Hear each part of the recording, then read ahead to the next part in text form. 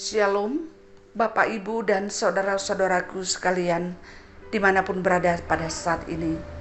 Salam jumpa kembali.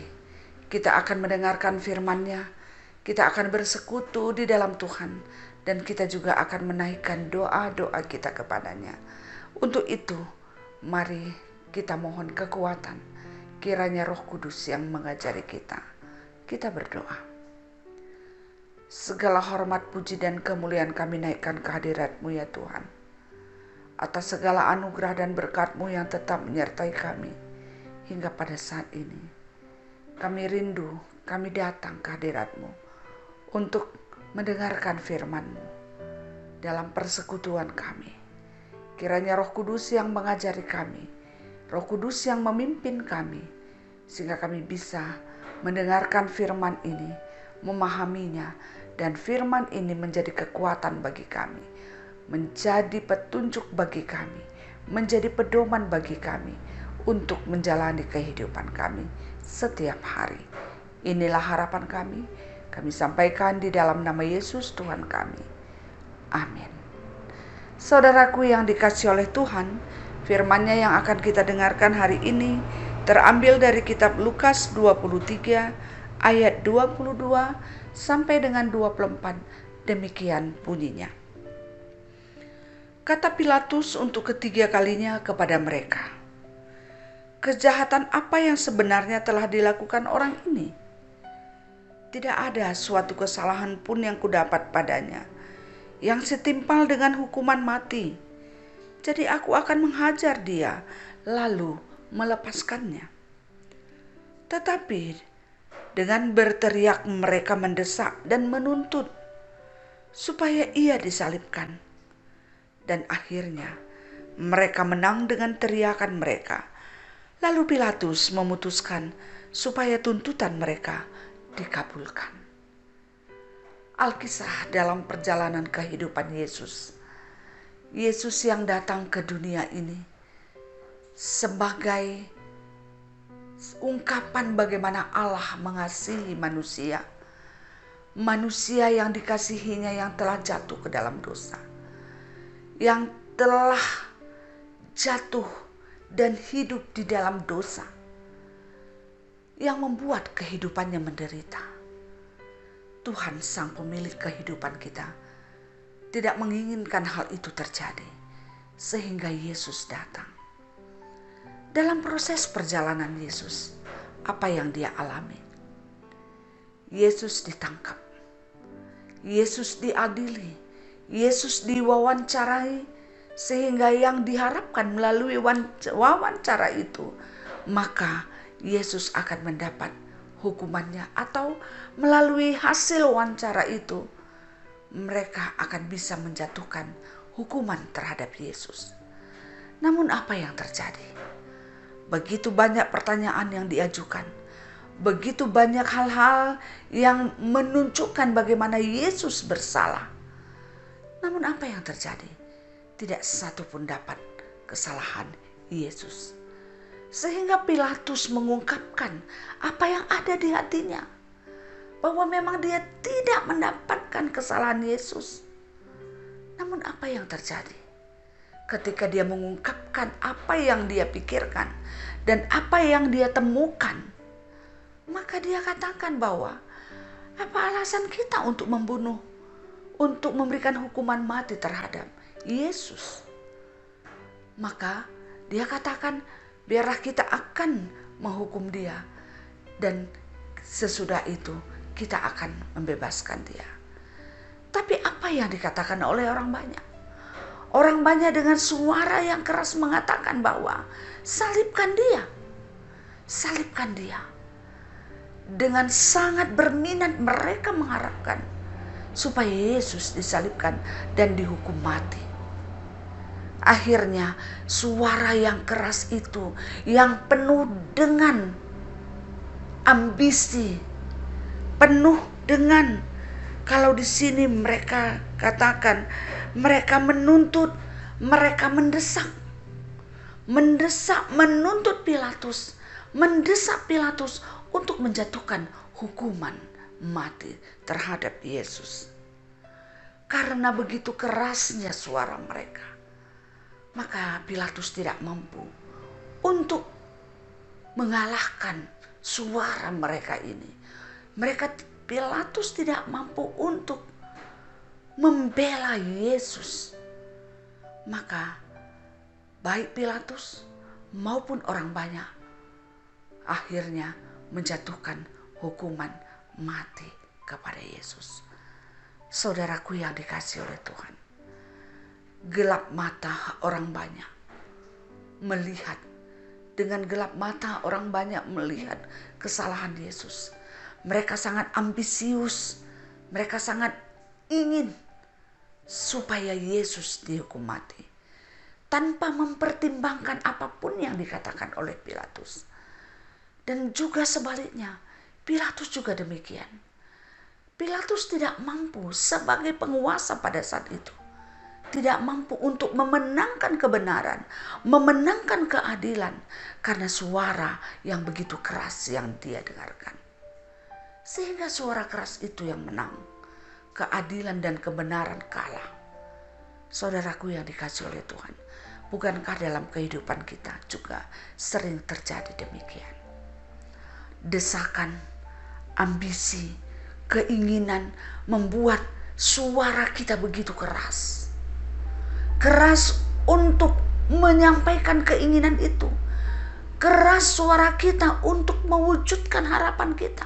Kita mendesak, kita menghimbau, kita mencari segala cara dengan kata-kata atau perbuatan untuk mendapatkan apa yang kita harapkan. Suara kita yang lantang, suara kita yang keras, kita ungkapkan untuk bisa memenuhi keinginan kita tanpa bertimbang tentang keadilan dan kebenaran, tanpa melihat tentang kasih, tanpa melihat dan mendengarkan apa kata orang lain. Yang kita harapkan hanya kita bisa mendapatkan apa yang kita inginkan. Sehingga suara kita keras, sama kerasnya dengan keinginan kita. Dan pada akhirnya memang mungkin saja apa yang kita harapkan terjadi. Namun apa yang akan kita terima pada akhirnya sesudah harapan itu terjadi? Saudaraku yang dikasihi oleh Tuhan, firman yang kita dengarkan pada hari ini mengingatkan kita untuk tetap menyadari, untuk tetap melihat, untuk mau mengoreksi hati kita, untuk mengevaluasi hati kita. Apakah ada di antara orang-orang yang punya keinginan ambisius sehingga dia mendesak, dia mengharapkan dengan suara yang keras dia berkata-kata untuk mendapatkan apa yang dia inginkan? Saudaraku yang dikasihi oleh Tuhan, hal ini sering sekali terjadi dalam rapat-rapat, dalam pertemuan-pertemuan, dalam persidangan-persidangan untuk mengambil satu keputusan. Sering sekali yang terjadi adalah orang yang keras suaranya yang dimenangkan. Orang yang memiliki suara keras, walaupun itu hanya 1, 2, 3. Tapi kalau suaranya sudah begitu keras, maka banyak orang akan terikut dan tidak mau berbicara. Dan orang yang memiliki suara keras itu sering sekali tidak mau mendengarkan orang lain. Dan mungkin saja dia tidak pernah menerima masukan orang lain. Yang dia dengarkan hanya suaranya, hanya apa yang dia inginkan. Saudaraku yang dikasihi oleh Tuhan, firman ini kembali mengingatkan kita pada saat ini. Sungguh mungkin kita juga semua punya karakter yang bermacam-macam, punya keinginan yang bermacam-macam, punya harapan-harapan di dalam kehidupan kita.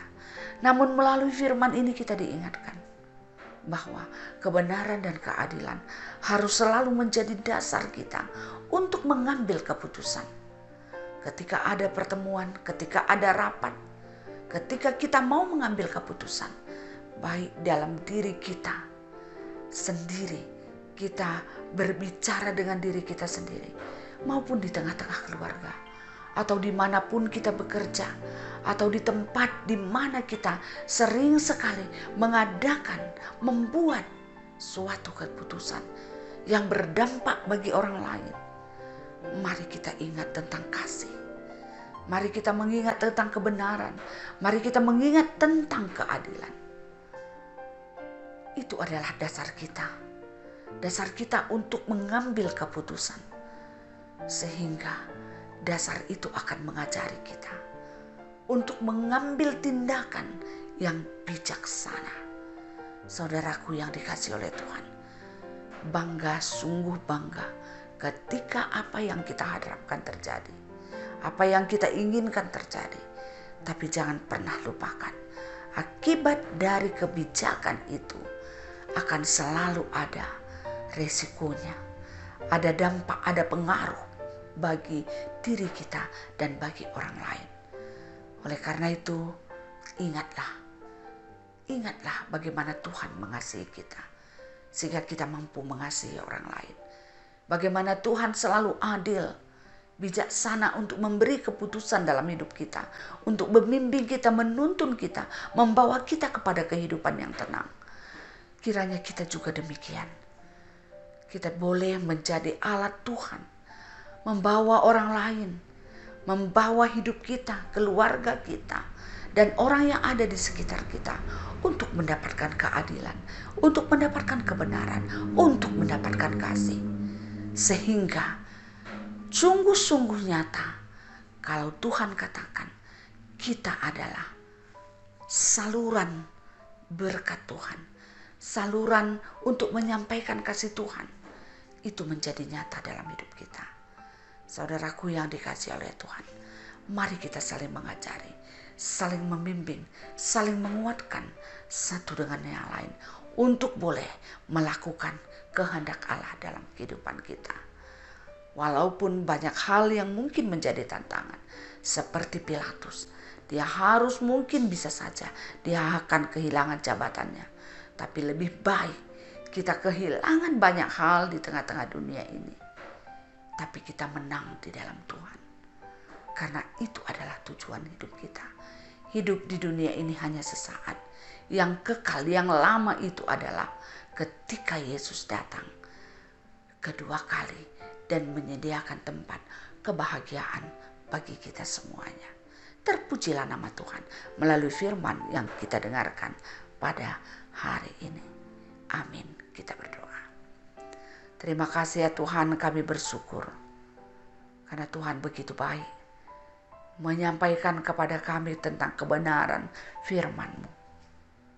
Tuhan, Engkau mengajari kami untuk dalam setiap tindakan, kebijakan, dan keputusan yang kami lakukan, baik di dalam diri kami sendiri, di tengah keluarga, di tengah gereja, di tengah-tengah orang-orang yang di mana kami bekerja, di mana kami hidup setiap hari, untuk boleh mendapatkan hikmat, kepintaran, sehingga apapun yang kami lakukan, apapun yang kami putuskan, tindakan apapun yang kami ambil, kami selalu mengingat akan kasih. Kasih yang Tuhan sudah berikan kepada kami, kebenaran dan keadilan yang Tuhan rindukan untuk kami lakukan dalam kehidupan kami. Tolong kami ya Tuhan, agar kami boleh memegang dasar ini dalam kehidupan kami. Dan biarkan kekuatan kami hanya dari Tuhan, sehingga kami boleh melihat bagaimana besarnya kebaikan-Mu dalam hidup kami. Sehingga kami juga boleh menyalurkan kebaikan itu, kasih itu kepada sesama kami. Sehingga hidup kami bukan hanya untuk hidup, tapi hidup kami berguna dan bermanfaat bagi banyak orang. Keadilan dan kebenaran boleh kami lakukan. Dan setiap apapun yang kami pikirkan dan kami putuskan, semuanya untuk kemuliaan Tuhan. Terima kasih ya Tuhan. Mungkin selama ini banyak orang-orang yang bersuara keras, yang kadang-kadang menggetarkan hati kami dan menakutkan bagi kami. Tapi melalui firman ini kami diajak untuk boleh dengan sabar tenang menghadapi semuanya dan menyatakan kebenaran serta memutuskan kebenaran dan keadilan. Terima kasih ya Tuhan. Pada saat ini juga kami berdoa terkhusus untuk pemerintah kami, pemimpin kami, bangsa negara kami. Kami tahu ya Tuhan, Indonesia ada bukan secara kebetulan, tapi ada rencana indah Tuhan. Dan pada saat ini banyak pergumulan yang dirasakan oleh pemimpin kami, pemerintah kami, dan juga masyarakat kami. Bergumul tentang pandemi COVID-19, bergumul tentang ekonomi masyarakat, bergumul tentang banyaknya kejahatan-kejahatan yang ada. Ya Tuhan, kami mohon kepadamu, jangan biarkan kami menjalani kehidupan kami. Jangan biarkan pemimpin kami berjalan sendiri. Berikan kekuatan, hikmat, dan kepintaran, sehingga mereka juga boleh tetap memegang kasih, keadilan, dan kebenaran. Dan ajar kami ya Tuhan, sebagai rakyat Indonesia juga, untuk boleh melihat keadilan dan kebenaran-Mu, melihat kasih-Mu dalam kehidupan kami, sehingga kami boleh menjadi warga negara yang baik. Terima kasih ya Tuhan. Kami serahkan seluruh pergumulan, seluruh pemimpin kami ke dalam tangan pengasihan-Mu. Dan juga kami berdoa pada saat ini, berkatilah keluarga-keluarga kami. Kami rindu selalu Tuhan yang menyertai kami. Kami tahu ya Tuhan, di dalam Tuhan tentu banyak hal yang membuat kami mendapatkan kekuatan dan semangat untuk melakukan apa yang terbaik. Oleh karena itu, jadikanlah keluarga-keluarga kami menjadi keluarga yang penuh kasih, keluarga yang takut akan Tuhan, keluarga yang boleh menjadi saksi yang hidup di tengah-tengah masyarakat. Dan juga pada saat ini kami berdoa kepadamu. Kami berdoa untuk setiap orang yang mengalami pergumulan. Pergumulan tentang penyakit, karena ekonomi rumah tangga, karena kenakalan anak, karena hubungan antara satu dengan yang lain, karena banyak hal yang mungkin kami tidak mampu mengungkapkannya satu persatu. Kami percaya ya Tuhan, di dalam Tuhan ada jalan keluar. Oleh karena itu, berkatilah setiap orang yang mengalami sakit penyakit pada saat ini. Tuhan berikan kesembuhan kepadanya. Yang mengalami pergumulan tentang ekonomi rumah tangga, Tuhan cukupkan kebutuhannya. Karena kami percaya Tuhan adalah pemilik segalanya.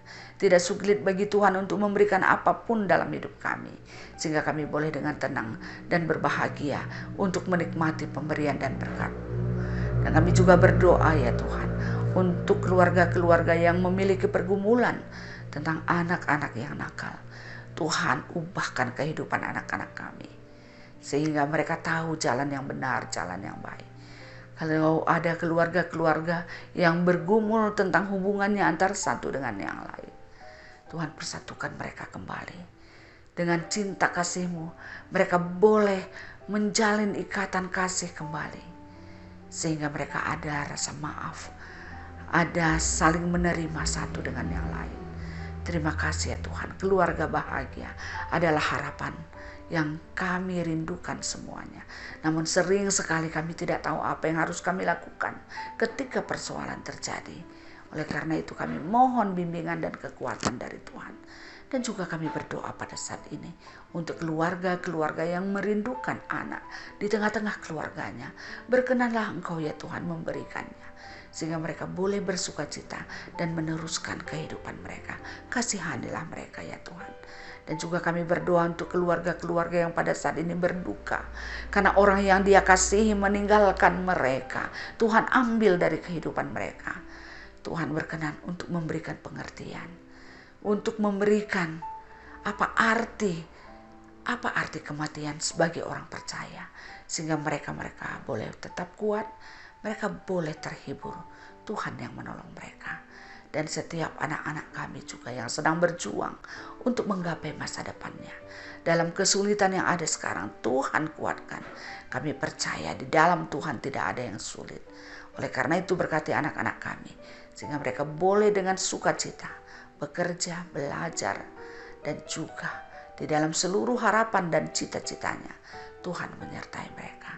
Dan semua orang tua kami yang sudah lanjut usia juga Tuhan memberkati, sehingga orang-orang tua kami yang sudah lanjut usianya boleh mendapatkan kebahagiaan, sukacita, dan ketenangan dalam hidupnya. Sehingga semua orang tua kami mampu memakaikan masa tuanya untuk selalu hidup merasakan dan menikmati kasih Tuhan dan berguna bagi orang yang ada di sekitarnya. Terima kasih ya Tuhan. Inilah harapan kami, inilah doa kami. Dan kami mohon ampuni kami dalam setiap salah dan dosa kami, sehingga kami layak untuk berdoa, layak untuk meminta kepadamu.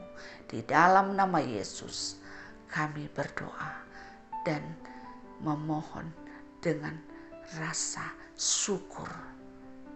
Amin.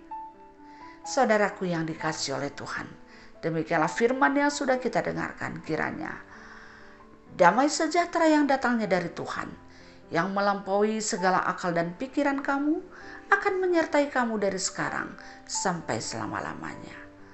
Amin. Salam sehat, tetap semangat. Tuhan menyertai kita. Terima kasih.